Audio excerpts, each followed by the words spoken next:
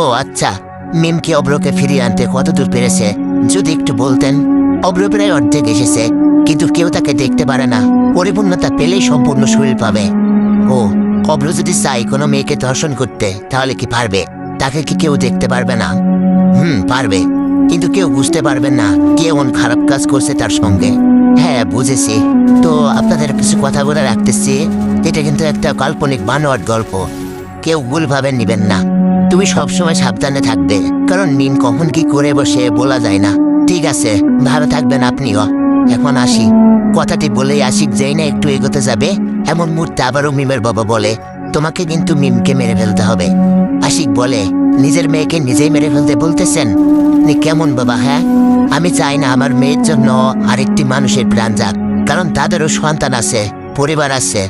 আচ্ছা, মিমকে ভালো পথে নিয়ে আসা যায় না বা এর কোনো উপায় নেই? না, ওকে সোজা মেরে ফেলতে হবে। আমি এই কাজ করতে পারবো না। সে যতই খারাপ হোক না কেন, তার ক্ষতি আমার দ্বারা হবে না। আমি শুধুমাত্র চোখগুলোকে রক্ষা করার জন্যই এত রিস্ক নিচ্ছি। মিমের বাবাও বলল, তোমার কথাগুলো শুনে ভালো লাগলো। তুমি যদি এইসব চোখের আত্মাকে শান্তি দিতে চাও, তাহলে আগে 9টি কবরস্থান থেকে শিমুল ফুল সংগ্রহ করো। আমি আজকে থেকে কাজে লেগে যাব, আপনি চিন্তা করবেন না। বাবারে, এই 9টি ফুল সংগ্রহ করতে তুমি মারাও যেতে পারো, কারণ এইসব কবরস্থানে শিমুল ফুল তুলতে গেলে অনেক বাধার মুখে পড়তে হবে। আপনি দোয়া করবেন, আমি সবকিছু সংগ্রহ করে নিয়ে আসবো ইনশাল্লাহ। দোয়া রইল। এরপর আশিক আর কথা না বাড়িয়ে অন্য পাড়ার একটি কবরস্থানের দিকে রওনা দেয়, যেখানে শিমুল ফুল পাওয়া যায়। বেশ কিছুক্ষণ পরে আশিক অন্য পাড়ার একটি কবরস্থানের সামনে এসে দেখতে পায় কবরস্থানের ভিতরে একটি ছোট শিমুল ফুল গাছ, যেখানে শিমুল ফুলের কারণে পুরো গাছটি টকটকে লাল হয়ে আছে। যা দেখে আশিক কবরস্থানে প্রবেশ করে, আর প্রবেশ করা মাত্রই তার সামনে 2টি শহর পুষ্নি দুই পাশে চলে যায়। আর আশিক সঙ্গে সঙ্গে সেখানে দাঁড়িয়ে সালাম দেয়, আসসালামু আলাইকুম। সালাম দিয়ে একটু এগোতে পিছন থেকে কেউ একজন বলে উঠল, আজ সালাম দিয়েছিস বলেই তোর কিছু করলাম না। যদি সালাম না দিতি তাহলে এখানেই শেষ করে দিতাম। কথাটি শুনে পেছন ঘুরতেই দেখতে পাই একটি লোকও নেই, যা দেখে আশিকের মনে ভয় ঢুকে যায়। শরীরের লোমগুলি মুহূর্তে দাঁড়িয়ে যায়, বুকটা দুকদুক করতে থাকে। হাজারো টেনশন নিয়ে আবারও একটু এগোতেই দেখতে পাই একটি বয়স্ক লোক ছোট্ট বাচ্চাদের খেলনা বিক্রি করতেছে, যাকে ঘিরে বেশ কয়েকটি বাচ্চাও আছে। আশিক মনে মনে ভাবতে লাগলো, এত রাতে কে এই ব্যক্তি যে ছোট বাচ্চাদের খেলনা বিক্রি করতেছে, সেটা আবার কবরস্থানে? এইসব দেখে যেন হাসিবের মাথা পুরোই হ্যাং হয়ে যাচ্ছে। কি করবে ভেবে পাচ্ছিল না। পরবর্তীতে একটু চিন্তা করার পরে আশিক সেই দিকে নজর না দিয়ে সেই শিমুল ফুলের গাছের দিকে এগিয়ে যায়। তো গাছের কাছে এসে যেই না আশিক ফুলটি ছিঁড়তে যাবে, এমন মুহূর্তে আশিক দেখতে পাই তার দিকে একটা মাথা কাটা ব্যক্তি এগিয়ে আসতেছে। ভয় আশিক ফুলটি না ছিঁড়ে একটু পেছনে চলে আসে। সেই মুহূর্তে ভয়ঙ্কর ভাবে মাথা কাটা লোকটি আওয়াজ করে, যদি বাঁচতে চাস তাহলে আমার সামনে থেকে চলে যা, আমি তোর ক্ষতি করবো না। আশিক জিজ্ঞেস করে, তুমি কে? এছাড়া আমি ফুল নিলে তোমার সমস্যা কোথায় সেইটা বলো আমাকে। এই ফুল গাছটি আমি। তার মানে তুমি তো একটা মৃত ব্যক্তি, বর্তমান আত্মা হয়ে আছো। এই কাজ তোমার কিভাবে হয়? এত প্রশ্নের উত্তর তোকে দিতে পারবো না, তুই চলে যা। শোনো, তোমার এই হুঙ্কারে আমি ভয় পাই না, তোমার যা ইচ্ছে তুমি করতে পারো। এবার কিন্তু বেশি বাড়াবাড়ি করতেছিস, যা আমি একদমই পছন্দ করি না। আমি একটু হেসে বললাম, তোমার পছন্দ অপছন্দে আমার কিছু যায় আসে না, বুঝছো? আমাকে থেকে তোর ভয় করতেছে না একটুও? নাকি তুই? তোমাকে ভয় পাওয়ার মতো ছেলে আমি না। আমার কাজ আমাকে করতে দাও, না হলে অনেক খারাপ হবে। তুই আমাকে ভয় দেখাচ্ছিস একটু সামান্য মানুষে? ওয়েট, তোমার মতো কত কাল লাগাটা মানে দেখলাম, আর কোথায় তুমি? আশিকের এমন কথায় সে মাথা কাটা লাশটি রাগান্বিত হয়ে বলতে থাকে, ও আমাকে ভয় লাগতেছে না, দেখাচ্ছি আমার আসল চেহারা, তখন বুঝবে আমি কে। দেখাও দেখি। আসিফের এমন কথায় সেই মাথা কাটা লাশটি তার আসল রূপে চলে আসে, যা দেখে আশিক সেখানে হার্ট অ্যাটাক করার মতো অবস্থা। লাশটির চেহারা এমন ছিল, তার পুরো শরীরে শুধুমাত্র চোখ আর চোখ ছিল, যাকে দেখতে এতটাই বিচ্ছিরি লাগছিল যা বলার মতো না। দ্বিতীয়ত ওর মাথাটি ছিল না, ওর মাথাটি ছিল ওর হাতের উপরে। এমন দেখে ভয় পাওয়ার পরেও আশিক মনে একটা শক্তি নিয়ে বলে, দেখো তুমি যেমনই হও না কেন, আমি ভয় করবো না। আমার এই ফুল চাই তো চাই। সত্যি তোর মনে সাহস আছে, আর আমি তো এমন সাহসী মানুষের জন্যই অপেক্ষা করছিলাম, কবে তার রক্ত পান করতে পারবো আর আমি আমার নিজের শরীরে ফিরে আসতে পারবো। মানে আমি 99টি মানুষের রক্তপান করেছি 260 বছর আগে। এরপরে শুধুমাত্র একটু সাহসী ব্যক্তির অভাবে আমি নিজের শরীরে ফিরতে পারছি না। এখন তো রক্ত সেবন করে আমি আবার আগের চেহারায় ফিরতে চাই, এটা কখনোই সম্ভব না। আমি তোমাকে রক্তপান করতে দেব না। তাহলে এই ফুল তুই কখনোই পাবি না। আমার এই ফুল চাই যে কোনো প্রকারে। শোন, তুই আমাকে রক্ত দিবি, আমি তোকে ফুল দেবো, কথা দিলাম। সেটা কিভাবে? তুই আমাকে শুধুমাত্র তোর শরীরের অর্ধেক রক্ত দে, তাহলেই হবে। তোমাকে অর্ধেক রক্ত দিলে আমি কি বাঁচবো? আমি তো মারা যাব। না, তোর কিচ্ছু হবে না, আমি বলে দিলাম। আর যদি না দিস তাহলে কোনোভাবে এই ফুল দিতে পারবি না। এমন কথা শুনে আশিক ভাবতে থাকে কি করবে। যদি রক্ত না দেয় তাইলে তো ফুল দেবে না, আর যদি অর্ধেক রক্ত দেয় তাহলে ফুলটি ছিটতে দেবে। বেশ কয়েক মিনিট ভাবার পরে আশিক সেই মাথা কাটা লাশটিকে বলে, ঠিক আছে, আমি রক্ত দিব তোমাকে, কিন্তু তোমাকে কথা দিতে হবে, এর জন্য আমাকে শিমুল ফুলটি দিতে হবে। হ্যাঁ, অবশ্যই দিব। আচ্ছা, তাহলে আমার রক্ত নাও। ধৈর্য ধর। কথাটি বলেই সেই মাথা কাটা লাশটি কি যেন একটি ড বলল, আর সঙ্গে সঙ্গে একটি বিশাল বড় সাপ সেখানে এসে উপস্থিত হলো। সাপটির উপস্থিতিতে মাথা কাটা লাশটি বলে, আপনার কথা মতো আমি এই সাহসী মানুষকে এখানে উপস্থিত করেছি। দয়া করে তার শরীরের অর্ধেক রক্ত আপনি সেবন করুন এবং আমাকে মুক্ত করে দিন। এই কথা শুনে আশিক প্যান্টে হিসু করে দেওয়ার মতো অবস্থা। এই, তুমি কি বলতেছো এইসব? সাপ কেন আমার শরীরের রক্ত সেবন করবে? আমার কথা হয়েছে তোমার সঙ্গে, তুমি রক্ত নেবা।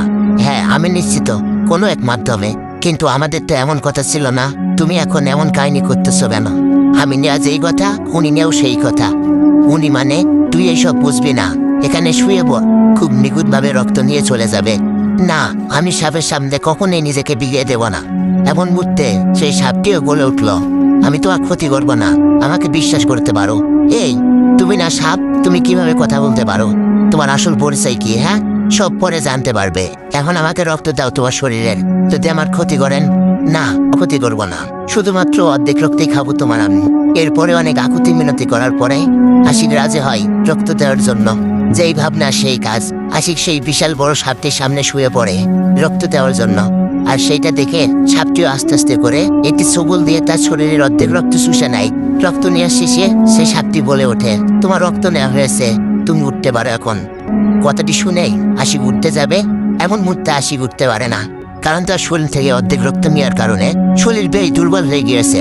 তখন সেই মাথা কাটা লাশটি আশিককে উঠতে দাঁড়াতে সাহায্য করে, যা দেখে আশিক আশ্চর্য হয়ে যায়। কারণ যেই ব্যক্তি একটু আগে কত খারাপ আচরণ করলো, সেই এখন তাকে উঠতে সাহায্য করছে। নিশ্চয়ই কোনো কারণ আছে এর। আমাকে ছেড়ে দাও, আমি ঠিক আছি। কতটা ঠিক আছো তা আমি বুঝতে পেরেছি। এই, তোমার কণ্ঠ মেয়ে মানুষের মতো কিভাবে বলো? একটু আগেই তো ছেলে মানুষের কণ্ঠে কথা বলছিলে। আরে পাগল, আমার আসল রূপে আসতেছি এখন। মানে সব খুলে বলবো একটু পরে তোমাকে। এই মুহূর্তে বলো তোমার আসল কাহিনী, আমি এখনই শুনতে চাই। ঠিক আছে, বলতেছি। আমার নাম হলো ইদিকা। আমি একটি অভিশাপের কারণে এমন হয়ে গিয়েছিলাম। আজ থেকে 600 বছর আগে সেই অভিশাপ থেকে আজ মুক্ত হলাম, শুধুমাত্র তোমার কারণে। আমার কারণে মানে? আমাকে বলা হয়েছিল তুই যতদিন 100 মানুষের জীবন নিতে পারবি না, ততদিন এমন মাথা কাটা রূপেই থাকবি, সেটা আবার ছেলের বেশে। অভিশাপটি শুনে একটু হেসেছিলাম, কারণ 100টি মানুষের জীবন না আমার হাতে একটি খেলনার মতো। ঠিক তখনই তিনি বলে উঠেছিল, 99টি মানুষকে মেরে ফেলার পরে যেই 100 নম্বর মানুষটিকে তোকে মারতে হবে, তাকে সাহসী হতে হবে। এরপরে আমি 99টি মানুষকে হত্যা করি, তাদের রক্ত সেবন করি, কিন্তু 100 নম্বর মানুষটি কোনোভাবেই সাহসী হচ্ছিল না। তাই বেশ কষ্টে দিন যাচ্ছিল, আশা ছেড়েই দিয়েছিলাম। কিন্তু কোনো এক কারণে আজ তোমার সঙ্গে আমার দেখা হলো, আর সেই কাঙ্ক্ষিত সাহসী মানুষটি হলে তুমি। ও, বুঝতে পেরেছি এখন তোমার আসল কাহিনী। বোঝার জন্য ধন্যবাদ।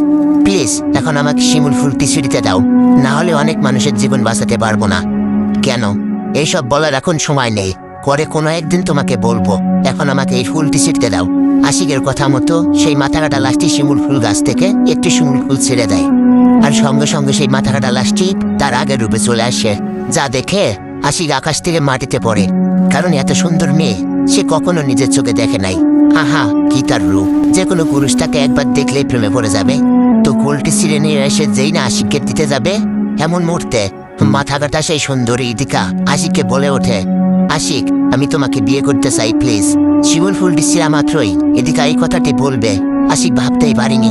তবুও আশিক বলে, আশ্চর্য ব্যাপার, তুমি আমাকে বিয়ে করবে মানে? কি বলে এইসব বাজে কথা? বাজে কথা নাই, তোমার মতো সাহসী পুরুষ আমার জীবনে খুবই প্রয়োজন। এইসব কথা বাদ দাও। তোমার মতো মাথা কাটা ব্যক্তিকে আমি কখনোই বিয়ে করতে পারবো না। এছাড়া আমার বউ আছে।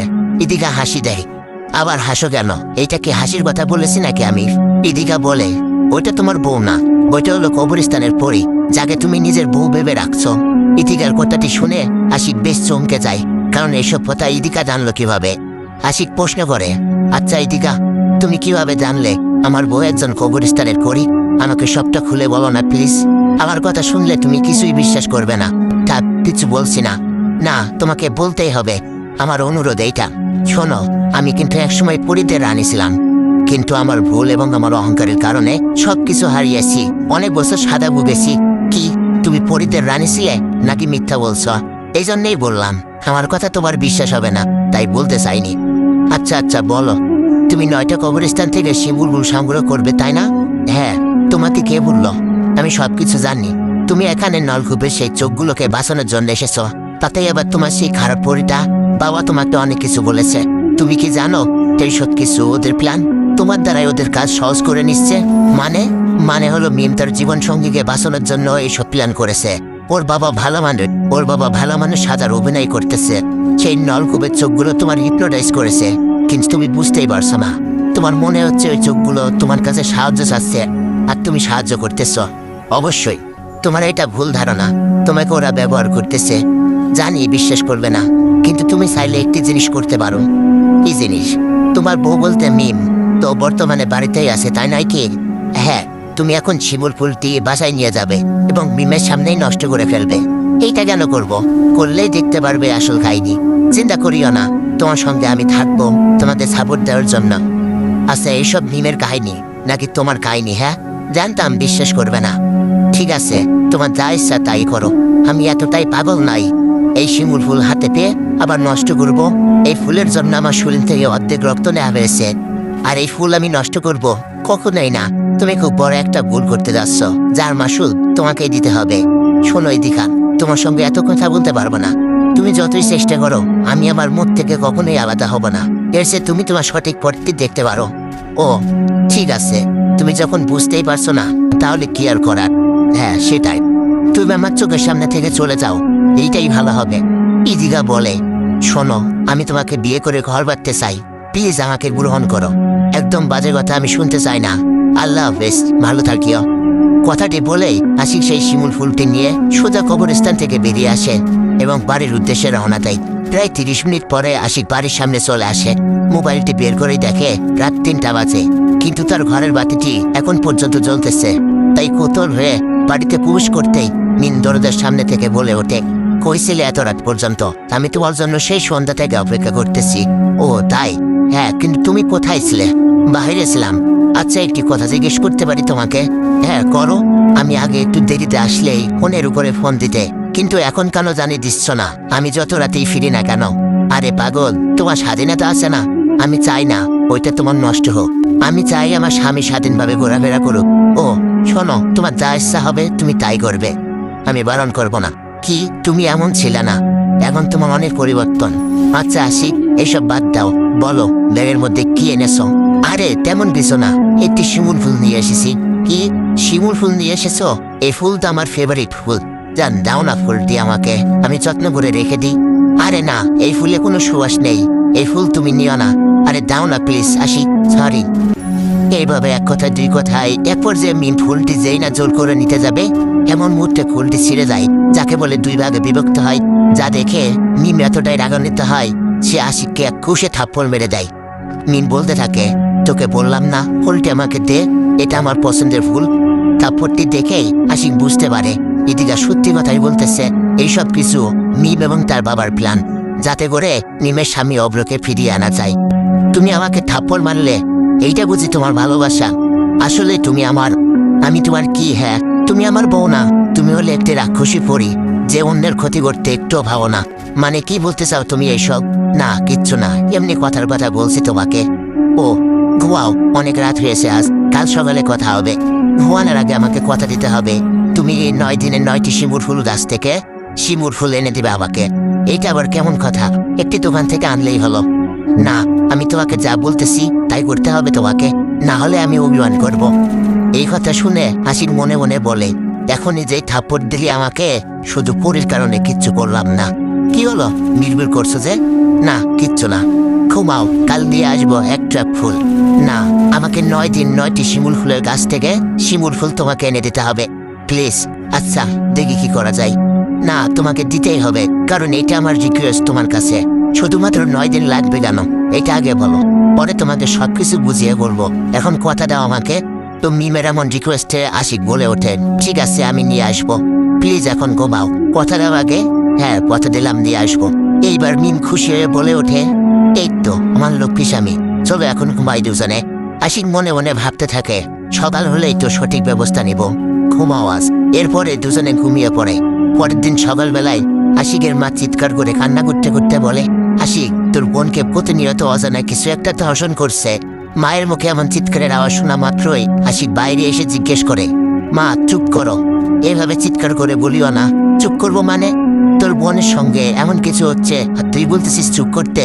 কেমন ভাই তুই? হ্যাঁ আরে মা তোমাকে সব খুলে বলতেছি আমি, প্লিজ তোমার মুখটি একটু বন্ধ রাখো। ঠিক আছে রাখলাম, এখন বল। মা মিম আমার বিয়ে করা সেই বউ না, ও আমার বইয়ের শরীরটা ব্যবহার করতেছে। মানে কিছু তো বুঝলাম না। আরে মিমকে চিনো না, তোমার বৌমা? হ্যাঁ। বৌমার আবার কি হলো? ও তোমাদের বৌমা না, ও হলো একটি দুষ্টু পরী। আমার সত্যিকারের বউ মিম মারা যাওয়ার পরে ও শরীরটা এখন এই দুষ্টু পরীটা ব্যবহার করতেছে। কি বলে সেই সব? হ্যাঁ ভয় পেও না, আমি সবকিছুর ব্যবস্থা নিচ্ছি। কি করবি তুই? দেখোই না কি করি, শুধুমাত্র অপেক্ষার পালা। সবই বুঝলাম, এখন তোর বোনের কি হবে? আমার বোনকে কে ধর্ষণ করতেছে, কে তোর শরীর নিয়ে এমন ভগ্ন হয়েছে সব জানি আমি। কে সে? এই পরীটার স্বামী, ওর সঙ্গে এমন করতেছে, কিন্তু আমি কিচ্ছু করতে পারছি না। এখন উপায়? মায়ের এমন কথা শুনে আশিক ইদিকাকে স্মরণ করে। যে ইদিকাকে ডাক দেয় ইদিকা বলে, আর সঙ্গে সঙ্গে সেখানে ইদিকা মানুষ রূপে সেখানে চলে আসে। যা দেখে আশিকের মা আকাশ থেকে মাটিতে পড়ল। ইদিকা উপস্থিত হয়ে বলল, হ্যাঁ বলো, আমাকে কেন ডাকলে? বা একটিবার ডাকা মাত্রই চলে আসলে? হ্যাঁ সঙ্গে থাকলে তো বুঝতেই পারছো কেন ডাকেছি তোমাকে। তবুও বলো, এই শয়তান পরী স্বামীর হাত থেকে বাঁচার উপায় বলে দাও আমাকে। ঠিক আছে বলবো, তার আগে তোমার বোনের রুমে আমাকে নিয়ে চলা। এমন মুহূর্তে আশিকের মা বলে, এই মেয়েটা আবার কে, আর হঠাৎ করে কিভাবে চলে আসলো আমাদের কাছে? হ্যাঁ মা ভয় পেও না, সে অনেক ভালো, আমাদের কোনো ক্ষতি করবে না, বুঝলে? বুঝলাম।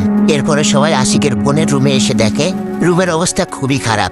তো যারা গল্পটি শুনছেন তাদেরকে বলছি, আশিকের বোনের নাম ভুলে গিয়েছি, তাই নতুন নাম দিলাম উপমা। তো আশিক উপমাকে জিজ্ঞেস করে, বোন তোমার শরীরের অবস্থা কেমন? উপমা বলে, ভাইয়া আলহামদুলিল্লাহ ভালো, কিন্তু রাত হলে এই শয়তানটি আমার কাছে এসে আমাকে দর্শন করে। আবার দর্শন শেষে বলে, তুমি অনেক ভালো বে, তোমাকে আমার খুব ভালো লাগে। এই কথা শুনে ইতিকা বলে, তার মানে তুমি ওর কথাও শুনতে পাও নাকি? হ্যাঁ পাই, কিন্তু আপনি কে চিনলাম না সঠিক। আমাকে চিনতে হবে না, শোনো আমি তোমাকে কি বলি। তুমি যখন তার কথা শুনতে পাও, তার উপস্থিতি পাও, শুধুমাত্র দেখতে পাও না, তাই তো?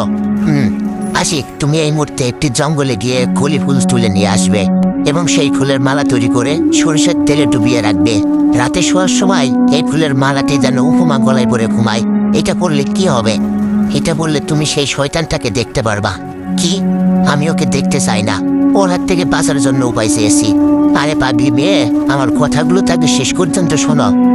বলেন, তোমাকে যখন ওই শয়তানটি দর্শন করতে আসবে তখন তুমি আজ নিজে থেকে আগ্রহ দেখাবে এবং সুযোগ বুঝে এই মালাটি ওর গলায় পরিয়ে দিবে। তাতে কি হবে? এতে ওই শয়তানটি তোমার বসে এসে যাবে। বসে আসবে মানে তোমার বসে আসলে তুমি যেইটা বলবে ও সেইটাই করবে। তাহলে তো ভালোই হলো আমার, একবার বসে আনতে পারলেই মজা বুঝাবো ওকে। হ্যাঁ সেটাই, তবে আরো একটি কথা। আবার কি কথা? ওই কুলি ফুলের মালাটি 2 দিন পর শুকিয়ে যায়, তাই তোমাকে 2 দিন পর পর আবার তাকে পরাতে হবে। এর মধ্যেই বাকি কাজ আমরা করব। ঠিক আছে, তোমাকে অনেক ধন্যবাদ ইদিকা, আমার পরিবারের মানুষের পাশে এইভাবে দাঁড়ানোর জন্য। তোমার ঋণ কখনোই ভুলব না। ইদিকা বলে, আরে না শোনো, আমি এখন চলে যাই, মিম হয়তো ক্ষণিকের মধ্যেই জাগ্রত হবে, আমার উপস্থিতি পেলে সমস্যা আছে। কোথায় যাবে এখন?